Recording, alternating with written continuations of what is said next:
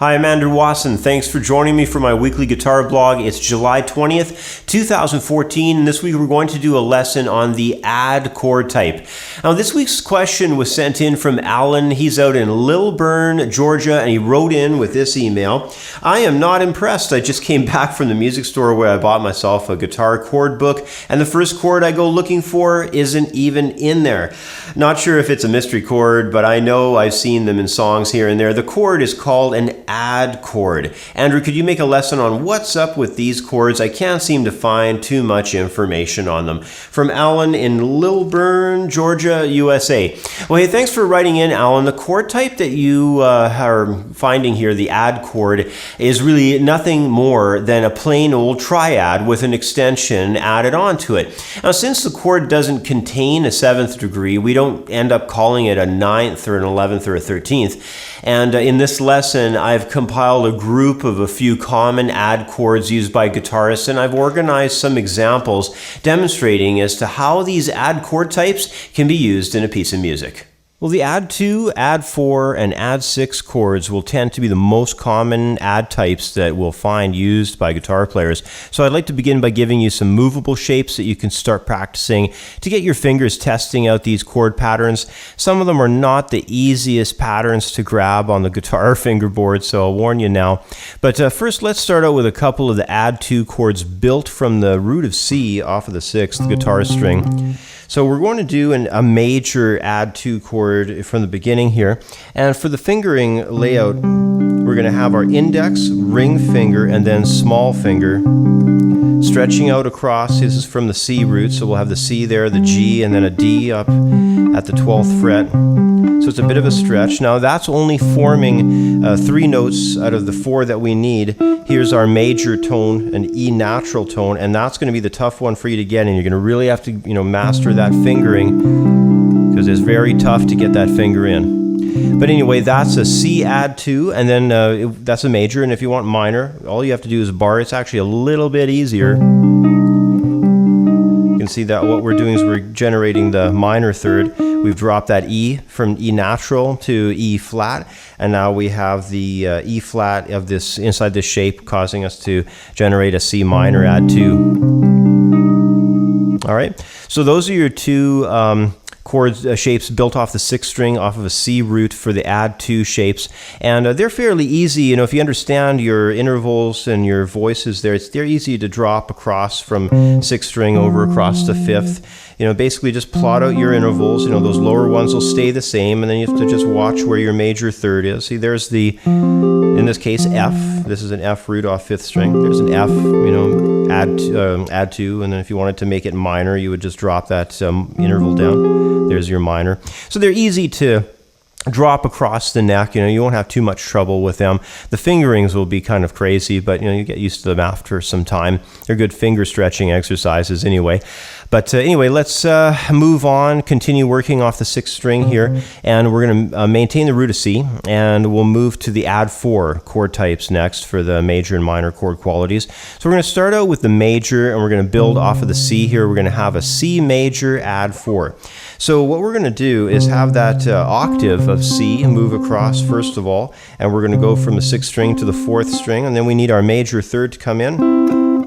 So there's the E again. And now here's the add 4. It's a bit of a stretch. It's an F.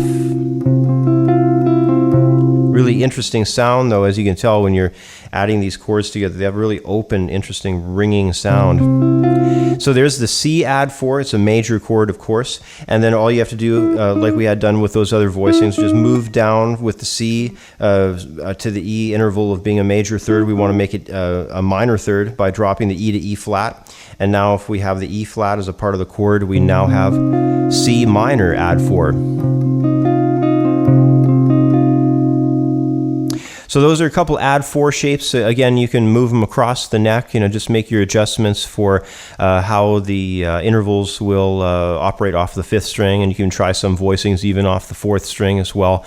But now you have the basis, and you have the foundation. You can go from there and build some other voices for yourself. But next, let's move on to the add 6 chord, and you'll be pleased to find out that this is a lot easier fingering shape to deal with. We're going to keep going off the root of C on the 6th guitar guitar string there. We're going to build out generating a C add 6 first of all. And I'm going to use my thumb in the bass for this idea. You don't have to, you know, if you wanted to use your index finger, you could use that as well. But it's just sort of one of my favorite things to do is add the thumb in the bass. To make it, of course, from major converted to minor, we're going to have to drop that E natural to E flat once again, and here's the shape now for the C minor add 6. If you didn't use your thumb in the bass, I know for some people they don't like that thumb in the bass technique, you could bar it as well. So anyway, that is some shapes for you to get started on building across the neck with these add chords, giving you the add 2, add 4, and add 6 shapes now.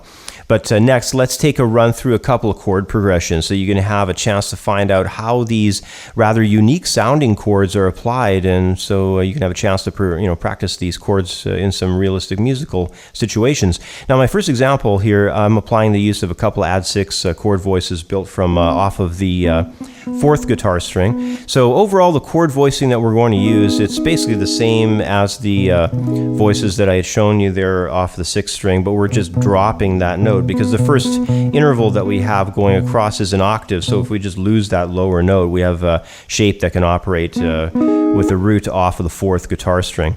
So we're going to use a B add 6, and it's just going to punch into a B major, and then we're going to drop that down a whole step, doing an A add 6 coming into A major.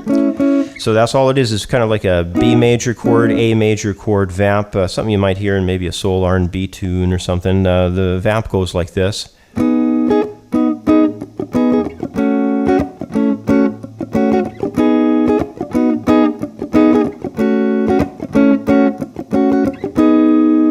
So I'm sure you've heard something like that before. You know, a lot of times in progressions, you'll hear these little note movements in and out. And, you know, sometimes people are kind of curious, you know, geez, I wonder what those added notes are. They're probably just some kind of extension like we're seeing now. So, you know, it's not some big mystery. All this stuff just boils back down to intervals. So if you really understand your chord tones, you understand intervals, you should be able to make up a lot of shapes across your guitar fingerboard.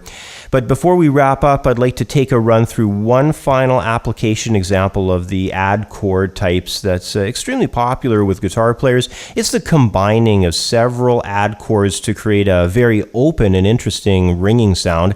Bands like Metallica or The Police or even like Jimi Hendrix and all that, you know, they've all used this open add chord sound in their music at some point. It's an excellent way to really just create some moody sounding musical ideas. Now, my example is going to use some interesting open string voices for the add chords. We're going to start with an A as an add 2. We're going to have that coming off the open A 5th string. Then we're going to move into an F sharp minor add 6. So that was one of the voices that we were just discussing a moment ago. Then we're going to move up the neck up into 7th position, and we're going to do a different style of voicing for an E add 2. And then we're going to do a D add 4. And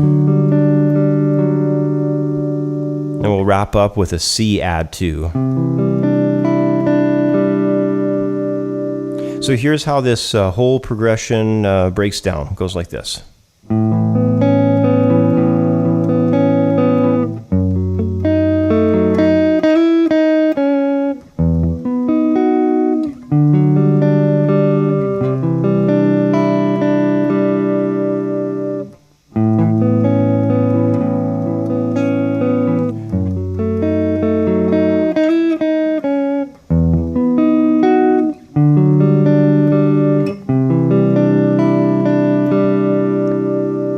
Here it is one more time.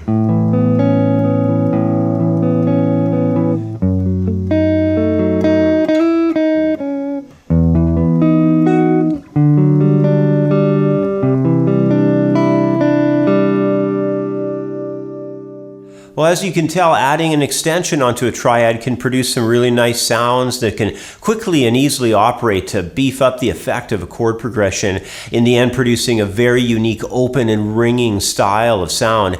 The triads of major and minor are, of course, the primary chord types used as the foundation for the add type chords, and it's important to remember that there are interesting chord voicings available all over the fingerboard for these add chord types, especially when we spend the time to get inventive with including open strings as a part of the add chords note selections. Anyway, that's about all the time I have for today. As always, thanks for watching. Have yourself a great week, and I'll catch up with you next time. Bye for now.